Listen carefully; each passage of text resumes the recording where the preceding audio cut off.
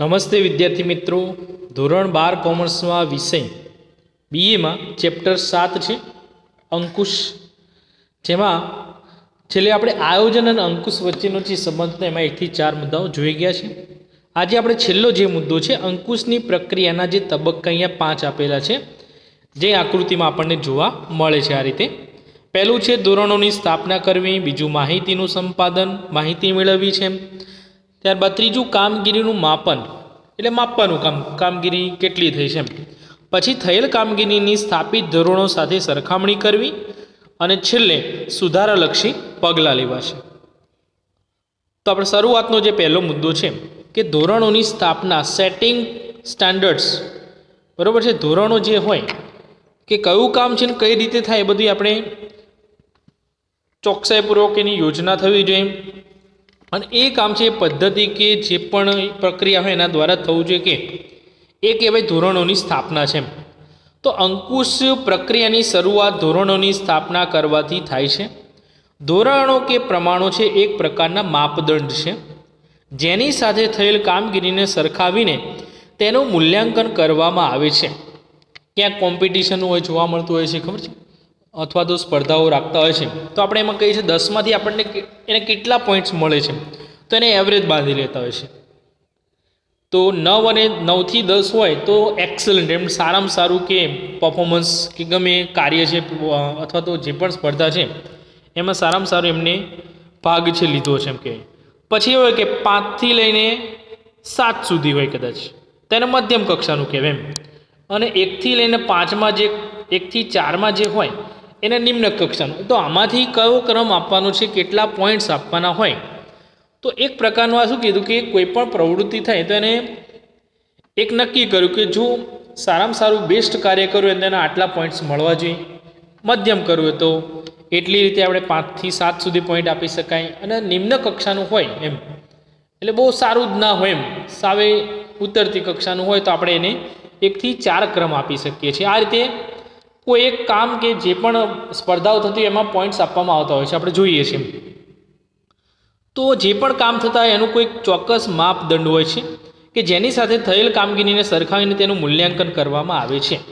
આમ અંકુશનો આધાર છે પૂર્વ નિર્ધારિત ધોરણો છે કે નિર્ધારિત ધોરણો મુજબ કામ થાય છે કે નહીં તે જોવાનું કાર્ય છે. અંકુશનું આપણે પહેલાં પણ જોઈ ગયા છે, બરાબર, કે અંકુશનું કાર્ય છે કે જે પણ કામગીરી સોંપવામાં આવેલી છે કામગીરી ખરેખર થાય છે કે નહીં કર્મચારી કે કામદારો દ્વારા છે. તો એક કામ થાય છે કે નહીં તે જોવાનું છે કાર્ય છે. અને ક્યાંક એમાં ભૂલ જણાય તો એને સુધારાત્મક પગલાં લઈને એ જે ભૂલ હોય એને દૂર કરવાનું એક કામ કરવામાં આવે છે. નિર્ધારિત ધોરણો સંખ્યાત્મક, મેં કીધું કે 1 થી 10માં જે ક્રમ હોય કે ગુણાત્મક છે, સારું કાર્ય હોય, મધ્યમ હોય ને નિમ્ન હોય, એ રીતે પણ આપી શકાય છે. આ ધોરણો જેમને પાર પાડવાના છે તેઓ સમજી શકે તેવા સરળ હોવા જોઈએ. આવા ધોરણોમાં ભૌતિક, પડતર, આવક, મૂડી વગેરે પ્રમાણોનો સમાવેશ થાય છે. એટલે બધી ભૌતિક વસ્તુઓ જે હોય એને પણ આપણે આ રીતે સંખ્યાત્મક અને ગુણાત્મક છે એ ધોરણો છે એના દ્વારા બાંધી શકીએ છીએ. પડતર કિંમત હોય, આવક હોય કે મૂડી છે વગેરે છે. આ ઉપરાંત નફાનો લક્ષ્યાંક કેટલો છે, ઉત્પાદનનો લક્ષ્યાંક કેટલો હોય, ખર્ચનો લક્ષ્યાંક કેટલો છે વગેરે પણ આવા ધોરણો જે હોઈ શકે છે.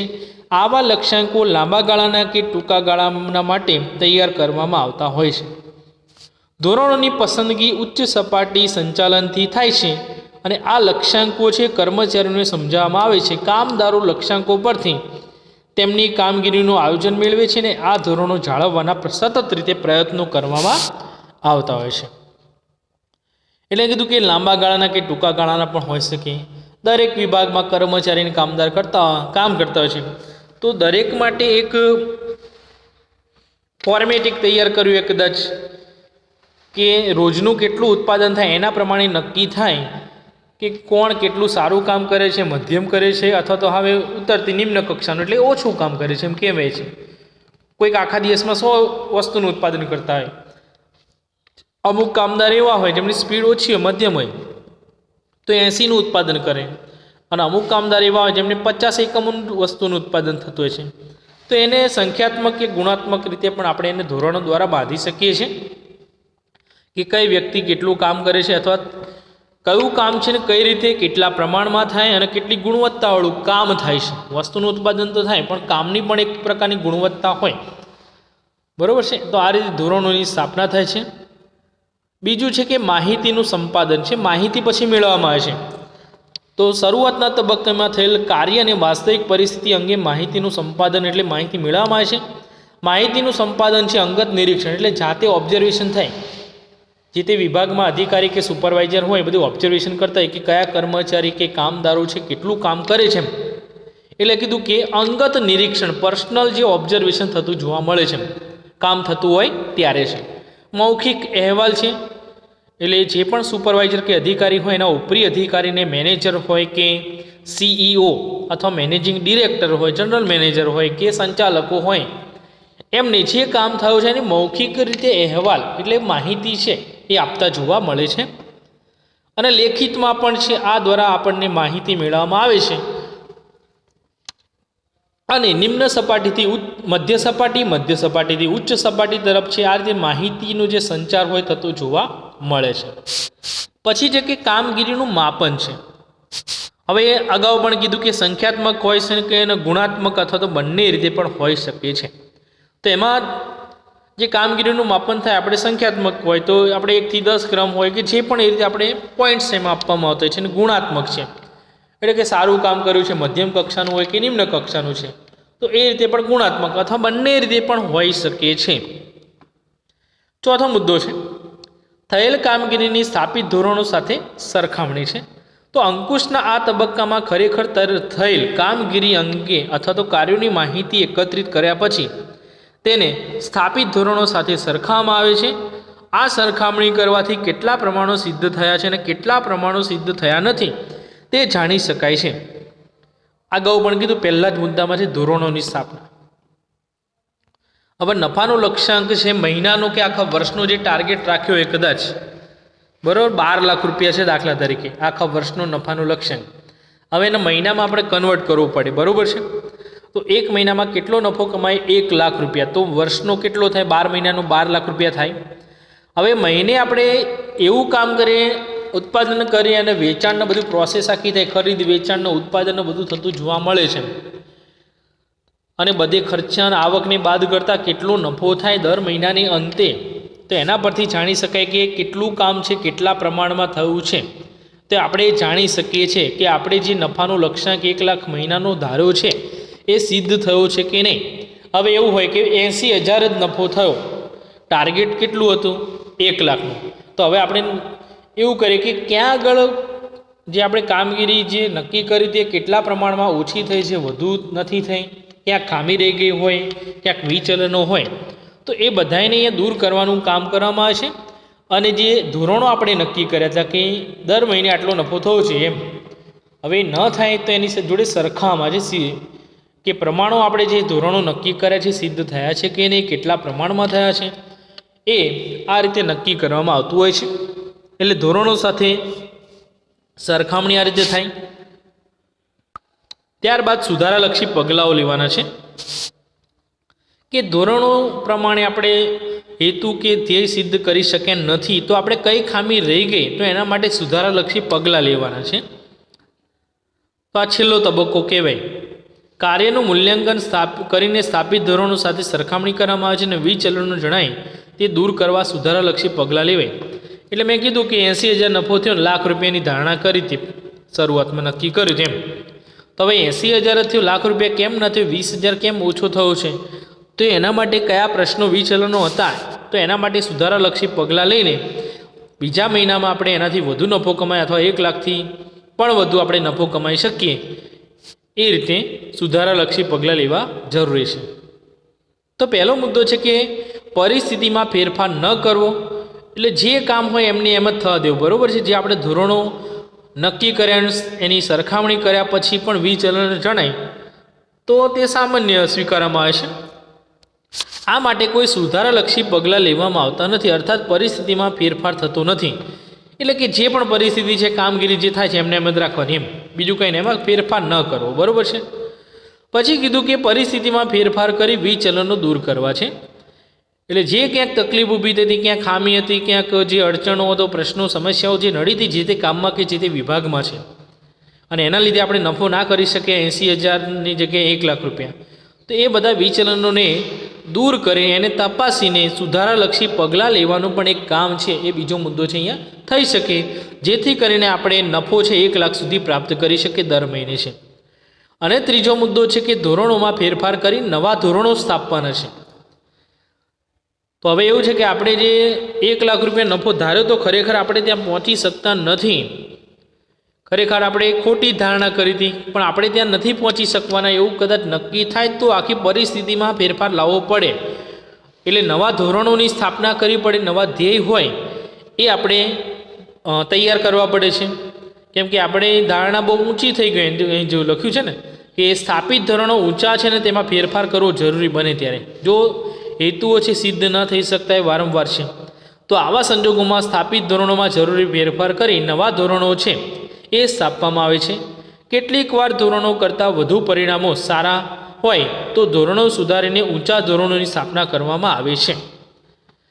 એટલે ધોરણોમાં ફેરફાર કરવાનો એવું છે કે આપણે 80,000 જ થશે લગભગ, આપણે ખોટા જે ધ્યેય હતા અથવા તો ધોરણોની સ્થાપના કરીએ ખોટી કરીએ, આપણે એમ દર મહિને 1 લાખ રૂપિયા નફો થવો છે આપણે માની લીધું એમ વિચારીને, પણ ખરેખર આપણી કેપેસિટી ક્ષમતા એટલી છે નહીં, તો આપણે 80,000 કે 95,000 સુધી, અરે 80,000 કે 90,000 ધ્યેયની અથવા તો જે પણ નફાનો ધ્યેય છે એ રાખવો છે. પછી આપણે 1 લાખનું ધ્યેય રખાઈને એટલે નવા ધોરણોની સ્થાપના કરવાની એવું અહીંયા કીધું છે. અથવા તો એવું હોય કે આપણે દર મહિને આપણે 1 લાખ રૂપિયા નફો કમાઈએ છીએ ને આપણે વધુ નફો કમાઈ લીધો, દર મહિને આપણે 1.25 લાખ રૂપિયા નફો કમાય છે, 1,25,000. તો હવે એવું થાય કે આપણે નફાનું ધોરણ હતું એને ઊંચા કરવા પડે એમ. એટલે એમાં આપણે વધારો કંઈક કરવો પડે કે આપણે સારા પરિણામો મળે છે, આપણે 1 લાખ રૂપિયા નફો ધારીએ છીએ પણ પરિણામ તો આપણને દર મહિને સારું જ મળે છે એમ. 1 લાખ કરતાં આપણે વધુ જ નફો કમાય છે દર મહિને છે, 1,25,000 50,000. તો પછી ત્યારે પણ નવા ધોરણો છે એ સ્થાપના કરવી પડે, ઊંચા ધોરણોની સ્થાપના કરવી પડે છે. આમ અંકુશનું કાર્ય માત્ર વિચલનોને શોધવાનું નથી, પરંતુ એકમના કાર્યોને ધ્યેય સિદ્ધિ તરફ દોરવાનું છે. આથી અંકુશ એ વિધાયક પ્રક્રિયા છે. બરોબર. તો આ રીતે આપણે આ ચેપ્ટરમાં જે જોઈ ગયા, શીખી ગયા એ બધા માહિતી, અંકુશનો અર્થ છે, વ્યાખ્યા, લાક્ષણિકતાઓ, મહત્વ છે, આયોજન અને અંકુશ વચ્ચેનો સંબંધ અને અંકુશની પ્રક્રિયાના તબક્કાઓ છે. ત્યારબાદ સ્વાધ્યાયના જે વિકલ્પો છે, આયોજન અનુસાર કાર્ય થાય છે કે નહીં તે જોવાની કામગીરીને સંચાલનનું કયું કાર્ય કહેવાય છે? તો કે અંકુશનો. અંકુશ એ કેવી પ્રક્રિયા નથી? તો કે જળ પ્રક્રિયા નથી. બરોબર છે. ત્રીજામાં પણ આપણે અંકુશનું, કેમ કે એની વ્યાખ્યા આવે છે. અંકુશનું કાર્ય કઈ સપાટીએ થાય છે? તો કે દરેક સપાટીએ થાય છે. નીચેનામાંથી કયું કાર્ય અંકુશનું નથી? તો કે કાર્યોની પ્રગતિ. બરોબર, એ અંકુશનું કાર્ય નથી. ધોરણોની સાથે સરખામણી કરવી, વિચલન ઉદ્દેશો નક્કી કરે, એ બધું છે ગમે એમ.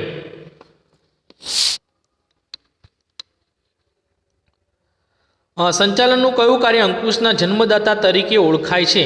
તો કે આયોજન. સંચાલનનું અંતિમ કાર્ય કયું છે? તો ડી, અંકુશ. અંકુશની પ્રક્રિયાનો પ્રથમ તબક્કો કયો છે? તો ડી, ધોરણોની સ્થાપના. અને 9માં વિચલનોની જાણકારી મેળવ્યા પછી સંચાલકો તેને દૂર કરવા કેવા ઉપાયો હાથ ધરે છે?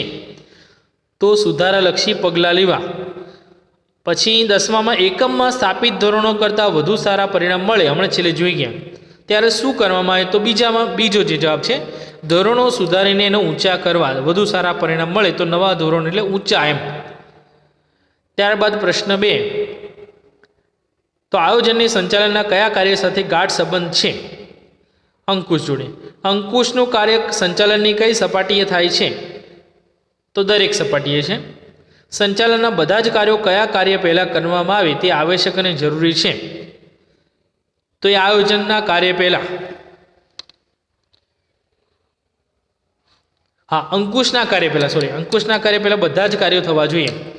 કામગીરીનું માપન શા માટે જરૂરી છે? તો આપણે અહીંયા મુદ્દો જોઈ જ ગયા છે. કામગીરીનું માપન છે, અહીંયા ત્રીજો મુદ્દો છે કે પૂર્વ નિર્ધારિત ધોરણો પ્રમાણે કામ થાય છે કે નહીં તે જાણવા માટે થયેલા કાર્યોનું માપન છે ખૂબ જ જરૂરી છે. અને આ માપન છે સંખ્યાત્મક કે ગુણાત્મક અથવા બંને રીતે હોઈ શકે છે. ત્યાર પછી વિચલન એટલે શું? તો કામના સમય દરમિયાન જે સમસ્યા પ્રશ્નો છે ઉદ્ભવતા જોવા મળે એને વિચલન કહેવાય. બાહ્ય પરિબળો કયા છે? તો આપણે એ મુદ્દો પણ આવી ગયો છે લક્ષણમાં. ટૂંકમાં જવાબ આપો. એમાં અંકુશનો અર્થ અંકુશનો સતત પ્રક્રિયા છે. પહેલા પ્રશ્ન 5માં જોઈ લે વિદ્યાર્થી મિત્રો. એટલે તમારે ટૂંકા પ્રશ્નો લખવાની. એક આ પ્રશ્ન લખવો છે જેમાં જે ઉપરના મુદ્દાઓ છે બધા આવી જાય છે. સંચાલનનું છેવટનું કાર્ય છે. ત્યારબાદ ઉપર આપણે પ્રશ્ન 3માં પણ છે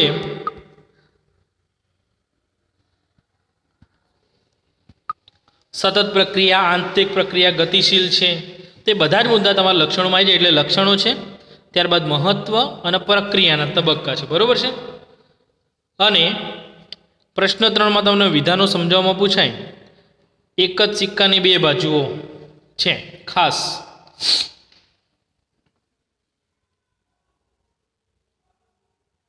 અને આમાં પ્રશ્ન 5 લખવાનો અને પ્રશ્ન 1 એ સ્વાધ્યાયના પ્રશ્નમાં લખવાના. પ્રશ્ન 1 અને 2 ફરજિયાત. પ્રશ્ન 3માં 5મો પ્રશ્ન છે. પ્રશ્ન 4 છે એમાં પહેલો બીજો પ્રશ્ન લખવાનો. અને પ્રશ્ન 5 છે એમાં 3 પ્રશ્નો છે વિગતવાર તમારે લખવાના છે. હા, ઓકે, થેન્ક યુ.